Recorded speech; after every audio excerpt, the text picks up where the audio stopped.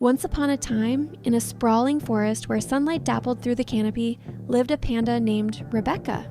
Now, Rebecca wasn't your typical lazy, bamboo-munching panda. Oh no, she had a heart full of poetry and a soul that yearned for adventure.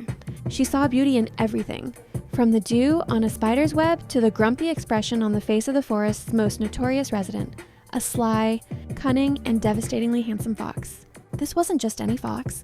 He was known throughout the woods as the evil fox. He tricked squirrels out of their winter nuts, led rabbits on wild goose chases just for a laugh, and was generally considered a menace. But Rebecca, she saw something else. She saw the loneliness in his sharp amber eyes, the flicker of something vulnerable beneath his confident smirk. She was, to put it mildly, completely and utterly in love with him. For months she admired him from afar. She'd watch him preen his fiery red fur by the riverbank, a perfect picture of arrogance and grace. She'd leave him her favorite, most succulent bamboo shoots at the edge of his territory, a silent offering of her affection. He always ate them, but never acknowledged the giver. Her friends, a wise old owl and a gossipy squirrel, warned her. "He's no good, Rebecca," they'd say.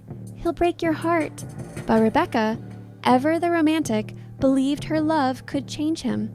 Finally, she couldn't take it anymore. She spent a whole week practicing her confession, her little panda heart thumping like a drum. She picked a single perfect wildflower and held it in her paw.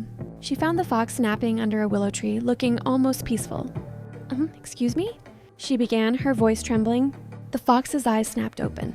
"What do you want, panda?" he growled, already annoyed. Taking a deep breath, Rebecca poured her heart out. She told him how she admired his cleverness, how his fiery spirit captivated her, how she dreamed of walking by his side, not as a victim of his pranks, but as his partner. She told him she loved him. She held out the wildflower, her paw shaking. The fox just stared at her. An unreadable expression crossed his face. For a moment, just a fleeting moment, Rebecca thought she saw a flicker of surprise, maybe even softness, but it was gone as quickly as it came. He let out a short, sharp laugh. It was a cruel, mocking sound that echoed through the quiet grove. "Love, you love me?" he sneered, getting to his feet. "You're a clumsy, naive panda. What could you possibly offer me? Your love is as pointless as that flower." He flicked the wildflower from her paw with his snout, and without another glance, he turned and ran away, disappearing into the shadows of the forest. Rebecca stood there, stunned. The silence was deafening. The world, which had seemed so full of color and hope just moments before, was now gray and empty. Her heart didn't just break, it shattered into a million tiny pieces. She sank to the ground, tears blurring her vision. The crushed flower, a symbol of her crushed dreams. But as she wept, a tiny rustle in the bushes caught her attention. A small brown creature with huge, curious ears and a fluffy collar poked its head out. It was a Pokemon, an Eevee, who had wandered into the forest through a strange, shimmering portal days ago. It had watched the whole scene unfold from a distance. The Eevee timidly approached Rebecca.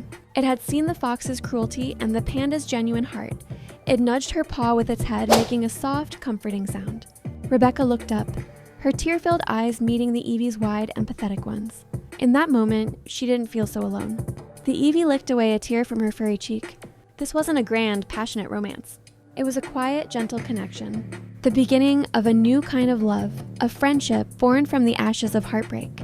Rebecca realized that maybe the love she'd been looking for wasn't meant to be found in a handsome, cruel fox. Maybe true love was about kindness, understanding, and being there for someone when they're at their lowest. As she gently stroked the Eevee's soft fur, a small smile touched her lips for the first time since the rejection. The evil fox had run away, but in his place, something much more pure and precious had just walked into her life. Her adventure, it turned out, was just beginning.